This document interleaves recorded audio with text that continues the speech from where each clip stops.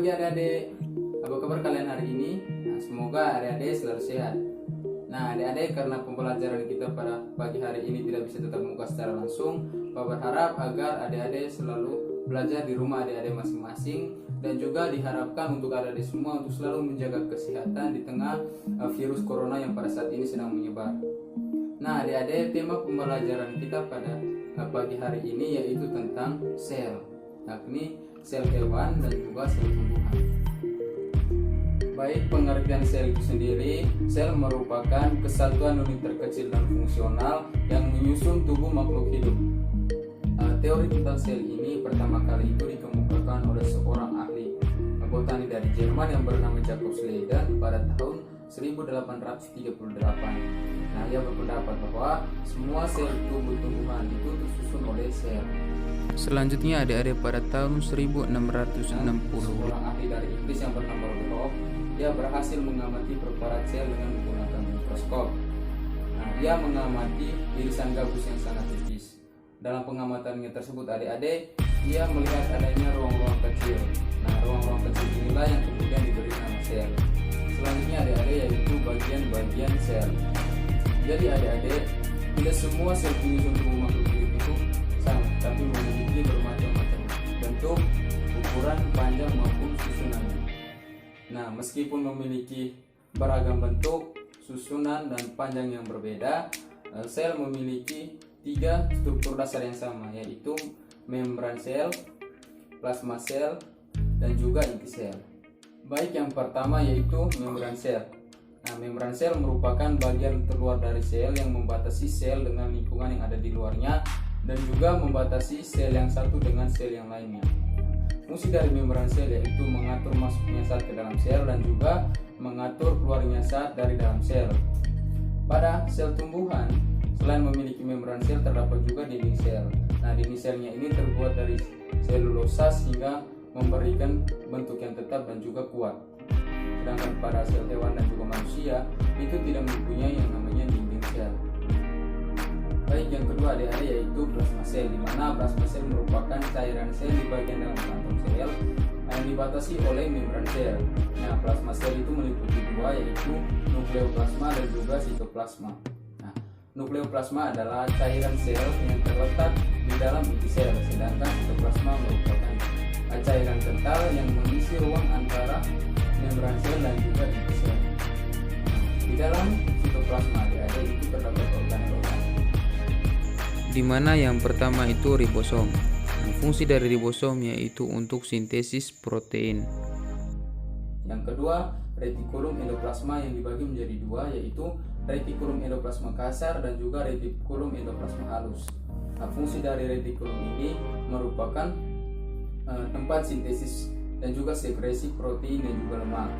Yang ketiga yaitu badan Golgi, di mana badan Golgi ini itu terdiri atas kantong-kantong putih yang berfungsi untuk mengumpulkan protein dan lemak dari retikulum endoplasma. Dan yang keempat yaitu mitokondria, di mana mitokondria ini berfungsi untuk oksidasi dan juga sebagai tempat menghasilkan energi untuk aktivitas sel. Yang ketiga yaitu inti sel, di mana inti sel ini merupakan bagian utama dari sel. Fungsi dari inti sel yaitu sebagai pusat aktivitas yang terjadi di dalam sel.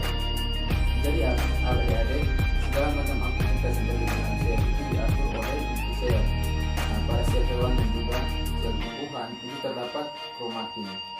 Nah, pada waktu akan membelah, kromatin yang berbentuk benang ini akan menebal yang disebut dengan kromosom. Kromosom merupakan faktor pembawa sifat atau gen. Selanjutnya adik-adik, kita akan membahas bagian-bagian yang menyusun sel hewan dan juga sel tumbuhan. Yang pertama, bagian-bagian yang dimiliki oleh sel hewan meliputi membran sel, retikulum endoplasma, lisosom, vakuola, mitokondria, badan Golgi, nukleolus, sitoplasma, dan nukleus. Sedangkan bagian-bagian yang dimiliki oleh sel tumbuhan meliputi dinding sel, membran sel, kloroplas, mitokondria, badan Golgi, retikulum endoplasma halus dan retikulum endoplasma kasar,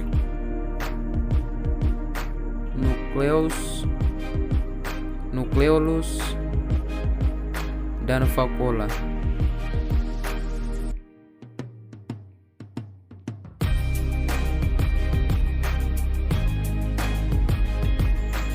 Baik adik-adik, itulah organel-organel yang dibentuk sel hewan dan juga sel tumbuhan. Selanjutnya kita akan membahas apa saja yang menjadi perbedaan antara sel hewan dan juga sel tumbuhan. Yang pertama adik-adik yaitu di mana pada sel hewan tidak memiliki dinding sel, sedangkan pada sel tumbuhan memiliki dinding sel. Yang kedua, pada sel hewan tidak memiliki plastisida, sedangkan pada sel tumbuhan memiliki plastisida. Yang ketiga, pada sel hewan tidak memiliki rongga sel, sedangkan pada sel tumbuhan memiliki rongga sel. Yang keempat, di mana pada sel hewan memiliki sentrisol, sedangkan pada sel tumbuhan tidak memiliki sentrisol. Yang kelima, di mana pada sel hewan tidak memiliki bentuk yang tetap, sedangkan pada sel tumbuhan memiliki bentuk yang tetap. Keenam, pada sel hewan memiliki lisosom, sedangkan pada sel tumbuhan tidak memiliki lisosom. Nah adik-adik, demikianlah pembelajaran kita pada pagi hari ini.